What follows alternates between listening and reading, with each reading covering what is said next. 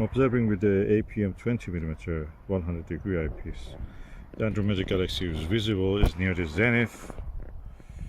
I've covered it's cold night, I've covered my finder scope with the hat that I have, so it will not get fogged, condensation will not form on it.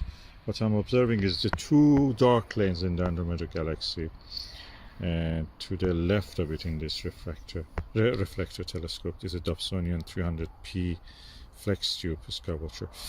And what I can say is that there is also a bridge of light visible to the Andromeda galaxy. The core is bright, it almost dazzles the eye. I can follow also the light of the halo of the galaxy to the top part, this direction, which means in the image is downward, and for several degrees, of course. And now I'm going to observe this with the Televue Ethos 21mm and compare the notes.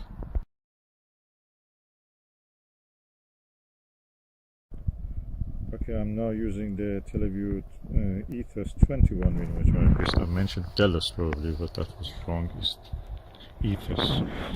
And my first impression is that first thing is that it's parafocal with the APM 20mm. Second thing is that when I looked through the eyepiece, the field of view was a slightly wider, magnification less. So because it's 1mm longer in focal length, the sky background was less dark, the contrast was a bit less, and the rest of the things were similar. I'm surprised. Surprise. This cost 3 times the price of the APM, and yet the view is similar. No, the APM was similar to this. I don't see much difference.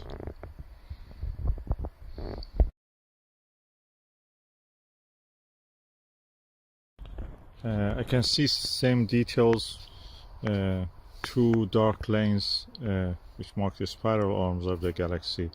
The brightness of the core of the galaxy is same, slightly less. In the APM it was almost dazzling. The core of the Andromeda galaxy was very bright, dazzling. This one is slightly less dazzling. And I can see the same 2 lines, 2 dark lanes, and the halo from the M110 to the M31 was a little bit less visible. Is there, but you have to look for it. What is impressive is that it starts from the corner to the end are sharp and clear. In the APM, in the center, I can say around 60% of the center, 65% of the view is clear around the stars. The rest of it, when you get near the corner, gets a little bit elongated. So I think that's probably is a little bit coma mixed up with the astigmatism. But this one is corrected, well corrected for that. I'm going to observe more and just report on the rest of the results.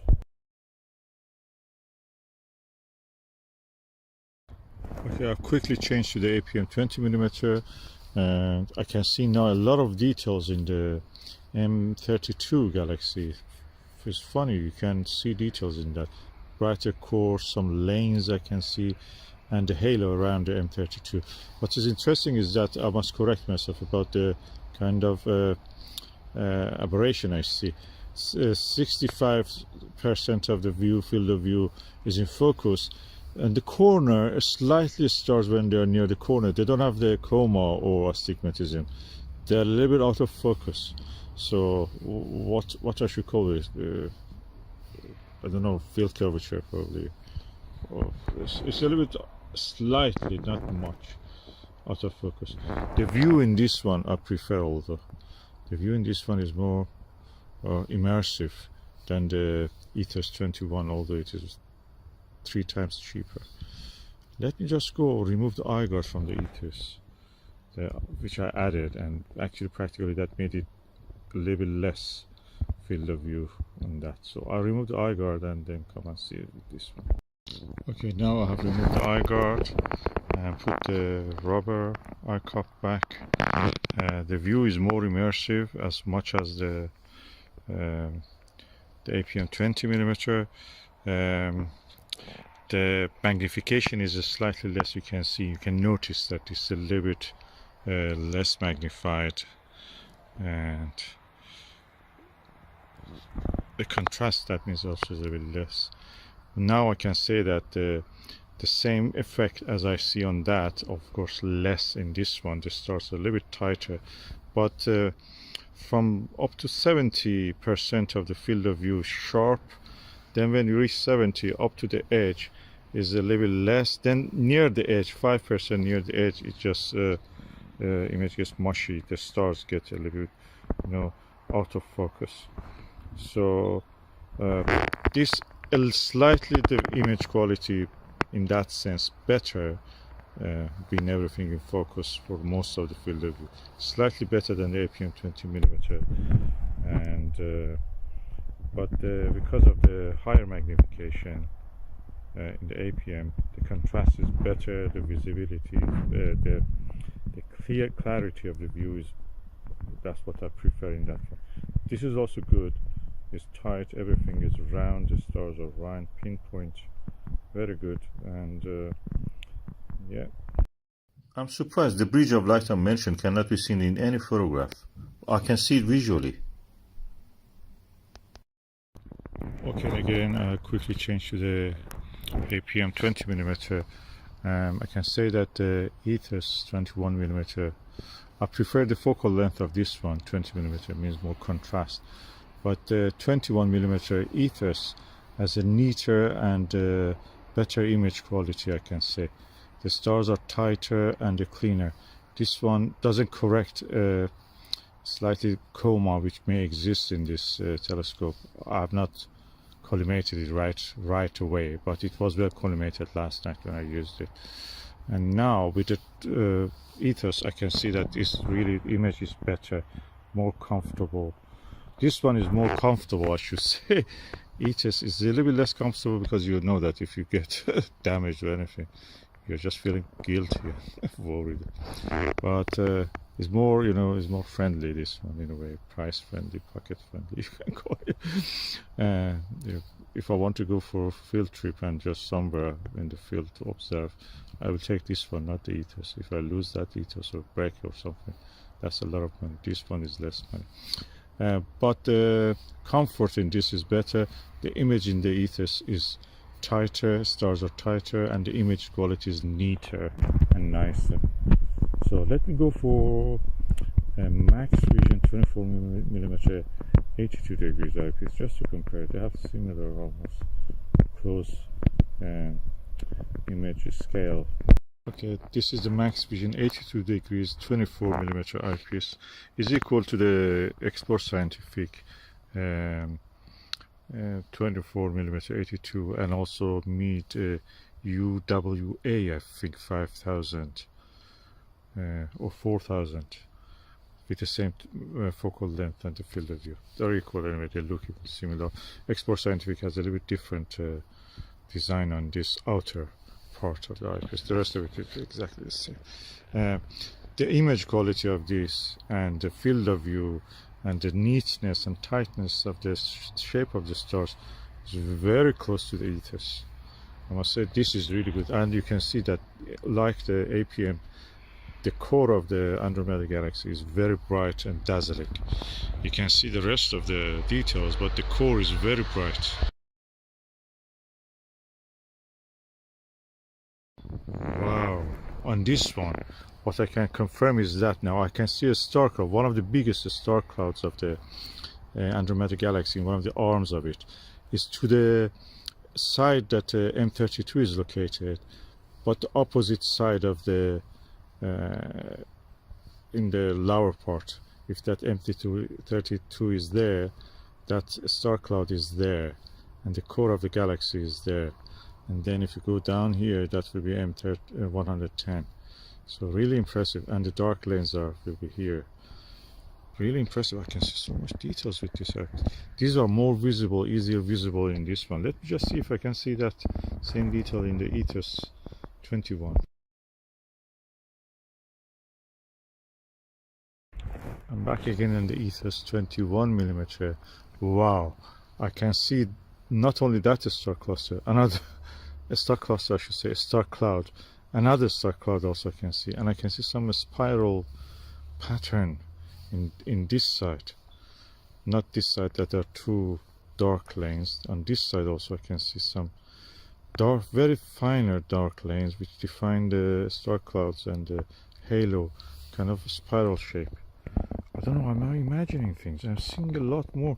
I know that those halo which connects the M31 to the M110 is actually very difficult to even visible in the 17 hours of integrated photograph exposure time, but visually I can see that. That's easy.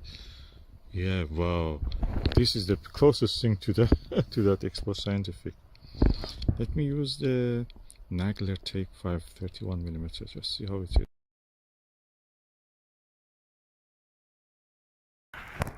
Definitely a halo of brightness is bridging between the M110 and M31, offset not exactly to the core, a little bit above the core in this direction. If it is M110, the light goes like that, light bridge, in a kind of curve. It's amazing. I can see these things. No photograph can show that as clear as this. Okay, this is the Televue Nagler 31mm Take 5. Wow, that's image quality is this one. The field of view is bigger. I can see the extreme end of the galaxy's halo, and to the I see so much detail. My brain cannot really grasp all of that. It's only you can catch it probably in the photograph, but there's so much detail, so much dark lanes all over the place in the halo even. Not just two dark lanes here, all over the place. Is it because I'm familiar with the shape of it? I'm just imagining things, or no, they're there. I can see it. And two star clouds that I mentioned are here and there. They're completely visible. Now I can see it. And the halo from the M110 to the above the core of the galaxy is really clear, visible.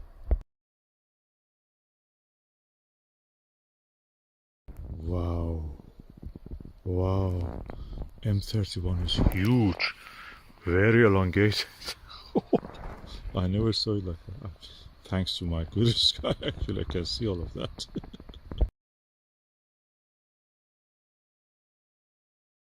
Okay, now I put the 40mm 68 degrees field of view Maxvision, which is equal to the Expo Scientific, and the meat of the similar specification. The image quality, the neatness and tightness of the stars is very similar to Ethos and Nagler, and but because the field of view is so huge, magnification is so low, the sky background actually increases the brightness of the sky, and you lose some detail in that. The contrast is less. Of course, you see the same details if you look for them, because you know they're there, but they're not as easy as Nagler 31, which was amazing. And when you go down to the 24mm Expo Scientific, again 82 degrees, amazing, beautiful. And yeah, in the Ethos, yeah, good, but I don't think that is as good as the Nagler in my view. Yeah, I will just put it now, just to come back to it, just to see how I feel.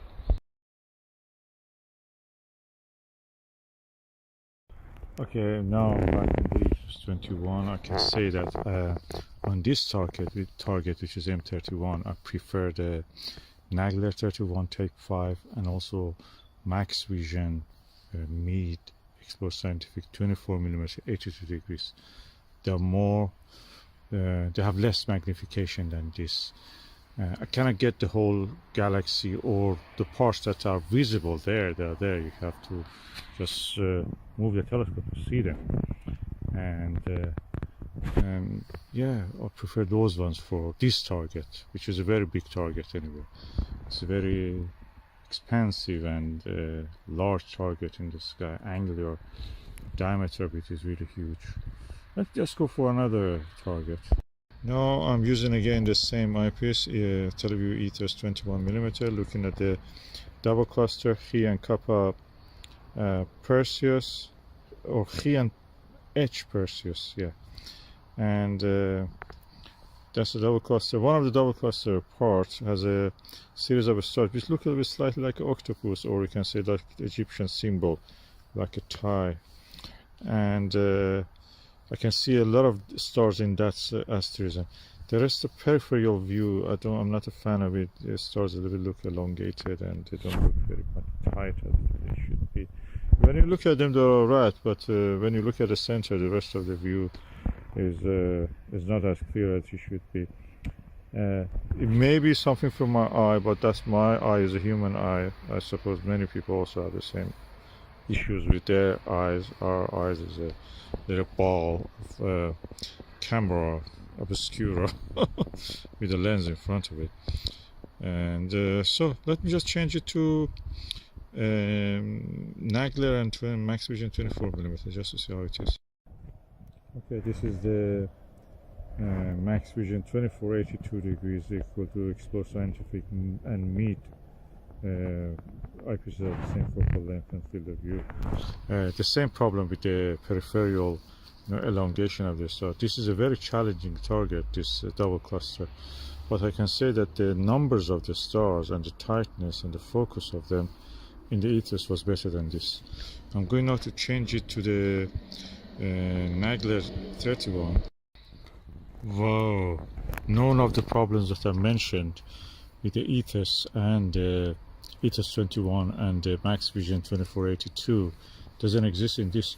Peripheral vision is as clear as the center, the same tightness and neatness and numbers of the star as the Ethos 21.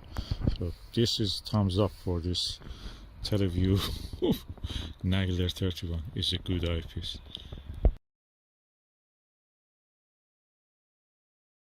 I must say I've never seen the double cluster so nice like this one, like in this eyepiece. Let me go and change it to the APM 20mm and then Maxvision 40mm 68. Okay, now HDC 20mm, again double cluster. The tightness and neatness and the roundness and the uniformity of the field of view and the total view of the cluster in this eyepiece is very similar to Nagler. The only thing is that Nagler had a bigger area of the view, and this one had higher magnification. Besides that, yeah, they're very similar, and I think this one in this target double cluster is better than the Ethos 21. Let me just bring that again just for a moment.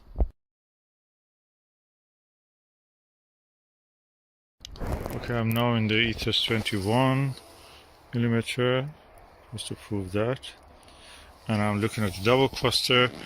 The field of view is slightly wider than the 20mm APM, and the stars are tight, but the peripheral view has again that kind of extension of the shape of the stars. Which one I prefer? I think this is equal to APM, or APM has an edge on this target to the Ethos 21 to my eye with this telescope.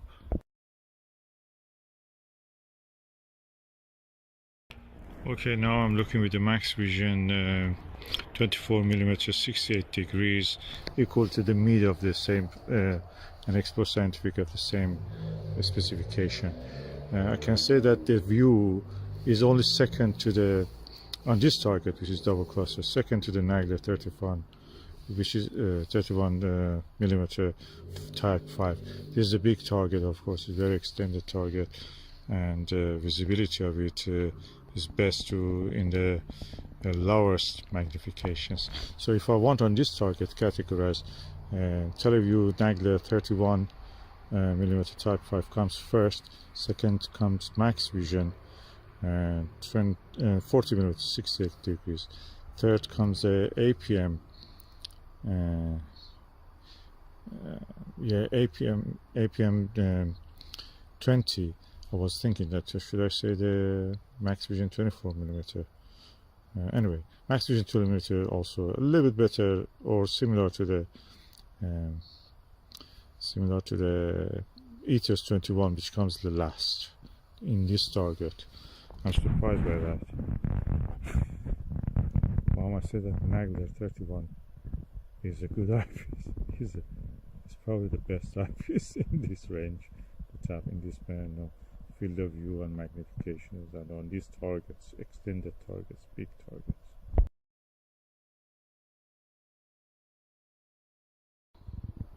Back to Nagler 31 on the double cluster. I must say that, yeah, for color rendition and loyalty to the color, this eyepiece is really good because it shows me several red stars. Actually, I couldn't not recognize any color in the other ones other than white or blue, probably white mostly.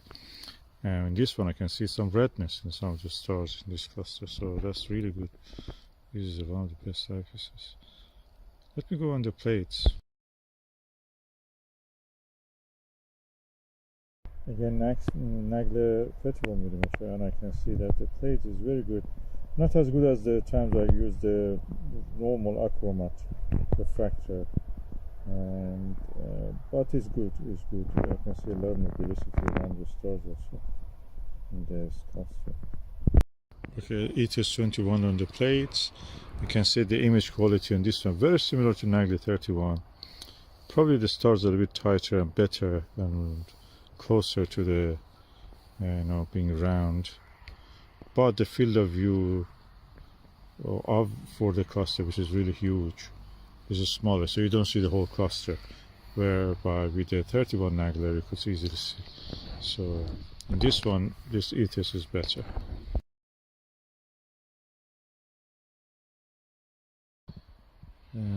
Okay, the seeing has been a little bit deteriorated. There is a thin layer of haze in the sky, so all the details I could see back in the M31 are now invisible. M31 is yet there, but it's like a normal night. So nothing interesting for me, so I'm packing up and going. Okay, I'm now back indoors. My assessment of the Televue Ethos 21 is that it's not the eyepiece that worth at the moment is 769 with the postage and everything. 781. It costs almost £800. You can buy a big double door fridge with that money. Does it worth? No. APM will do similar to this, and Explore Scientific 82 degrees 24 will actually equal this. A better eyepiece than this and that Explore Scientific or Maxvision or Meet equal to this Maxvision 2482 is the Nagler, Televue Nagler 31mm. This is not a bad eyepiece, it's a good eyepiece, but it doesn't worth that price. The price of it should be at the most 1.5 times of the APM, not more. And it's quite heavy compared to that one. Definitely doesn't worth that much. Am I going to sell it? No. Spent the night in very good conditions. The sky condition was really good. With these 5 eyepieces, under Skywatcher, Skyliner, Flextube 300p, reflecting Dobsonian telescope.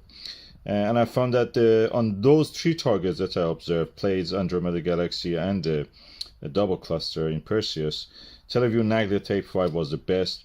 Closely matching that was the Maxvision 68 degree 40mm eyepiece, which is equal to Meet and Explore Scientific of the same specification. And then probably I should put this after that Nagler, so I put them close to here. This was really good also, surprisingly. 24mm Maxvision 82 degrees eyepiece, equal to Meet and Explore Scientific of the same specification, and probably look in the same look with the Meet. Then comes to the 100 degree eyepieces. I don't have any difficulty in seeing the field of view with the 100 degree eyepieces. I'm using them all the time. I have the lower magnification, I have the Skywatcher Myriad version, I have the APM, and I have the Ethos. Now Ethos 21 here was used. So my judgment was that Ethos 21mm is not the best eyepiece that it is advertised to be. in my experience and in my the targets that I saw and the exceptional night I spent with them, it was very closely matched by APM HDC 20mm eyepiece. And if it was me and I was going to spend again the same money, I would go for the APM. That gives me the better view, more comfortable, and it was cheaper also. If I could find a Myriad, Skywatcher Myriad 20mm one, I would definitely grab that instead of this one, but it's not available. You can buy it from AliExpress in China. That one, because you can actually rest your eye on it, is like this Maxvision ones. You can actually rest your eye on it and gives a reference point for you. Ethos is not a bad eyepiece. Don't take me wrong. It's not a bad eyepiece, but it's not much different to what you can get with the APM or Myriad. And the performance on this ones and the comfort of viewing and everything was better in this series of eyepieces. So that comes to me the last. Probably Ethos, because of the cost factor, comes the last also. So but if you want to, based on your judgment for purchasing this, I must say that the best one is the Nagler. Then there is Maxvision one and Export Scientific and Mead one. 68 degree and 82 degrees are really good. These are, I don't have difficulty with the 100 degrees, but these are good, but not the best. I could have a better view with the Nagler and this other two. Just after using these eyepieces, the weather was so clear near the morning, early down, that I just couldn't resist. I went and took these giant binoculars, which is 20 by 80. I bought it second hand for around £60 some years ago. And I used it and I could see everything. You know, I saw M33, M31, M32, M110 satellites of the Andromeda galaxy. I saw the M35, M45 plates, M42. M35 is in the, of course, the Gemini. I saw the M1, which is very elusive if you want to find it by the, just star hopping. It sometimes can be elusive, easily observable with this.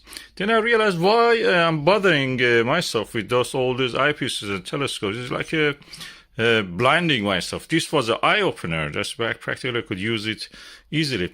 Then it dawned on me that this is because of all this hype they create in the forums, astronomy forums.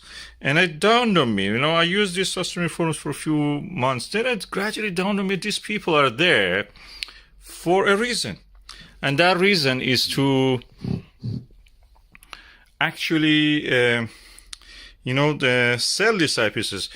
First Light Optics, for example, sponsors or actually owns the Stargazer's launch. Another company in America owns that, what is it called?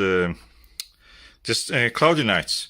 So their duty there, the moderators and the people who may have several accounts even themselves, or the guys who work with them, their job is like these shops. You go to Turkey or somewhere like that, they drag you into the shop from the street. They have to call you and drag you, attract you to the inside of the shop so they can sell you something. Their job is like that. They make all this hype about Takahashi, Televue, all this expensive stuff. And they don't let you actually get the advice or the thing that you have to do. And that is observation and enjoying your hobby. It makes a money pit for you that you're just all the time spending because they have the better one than you. And all the time they're showing it to everyone. And they're photographing it. They show what the postman has brought. Look at my case, full of eyepieces, expensive eyepieces. This is the way they trick the people to come actually spend money, when actually you could do better than that with a binocular. I also have a 750. When I was younger, I used to have 1240, and I could see all the Messier object with that. The 1240, which was a Russian Zenit binocular. This one is Swedish, I think, or English or whatever. Helkinson, so it must be Swedish. And I could do all of that. You know what I need with this? Just a sunbed so that I can lay down in it and hold this in my hand. If I want to, have a more restful experience, I just use a lighter one, a smaller one, 750. And that's it. That's all that you need. All of these practically expensive stuff, they don't give you any more joy than using your own. Great amateur astronomers like James Alcott, the guy who discovered a lot of comets, all the time they were using binoculars, and they were using it inside the can you believe it, inside the conservatory, from within the, looking through the sky from within a double glaze, through a double glaze window glass. They were looking at it. They didn't need any of this expensive stuff. These things came since the first light optics and other things decided to, push up their sales. They have accomplices in this, the moderators, if you look at them. One of them actually get kicked out because he was not doing it. John Huntley, if you look in the Stargazer's launch, John was one of the greatest moderators. And he started using actually the names of the brands. And then he was kicked out for whatever reason it was. Then he stopped using name brands, but he was active in the forum after that, even just on his own. Probably he couldn't tell to his family that he has been kicked out. He's an old man, he's retired. And with the disgrace, they kicked him out. And he had to, pretend that he's there. But he stopped using the names. And he was also telling to them, look, you make all these things about Takashi, and it's just a refractor, 80 millimeter refractor, 100 millimeter, 120 aperture size refractor. They're not any better than a Dobsonian. They cannot be better. They cannot be really highly better than a achromat or a Fraunhofer telescope like this red star wave. And that was it. They insulted him in a very bad way over the mount by the Rowan Astronomy, I think AZ-75. He was suggesting that for the test, they should actually have included some slow motion controls. Those guys were one of them called the Stu. He is a real bully, and the other one is Grant. They started to actually insulting him in a way. They chased him in his posts until really they mocked him as that, you're poor, you cannot afford these things. This kind of things, the behavior they do. And he has to give up, and I've not seen him for a while now. He's not active anymore, although he was a moderator in the past.